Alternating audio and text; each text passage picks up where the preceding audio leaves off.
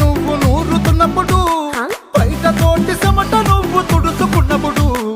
దండాన నీ సొక్కారేస్తున్నప్పుడు, నీ ఒంటి వాసన తెగ గుర్తొచ్చినప్పుడు,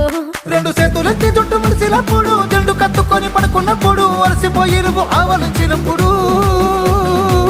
వచ్చుండై ఫీలింగ్స్ వచ్చి వచ్చి చంపేస్తు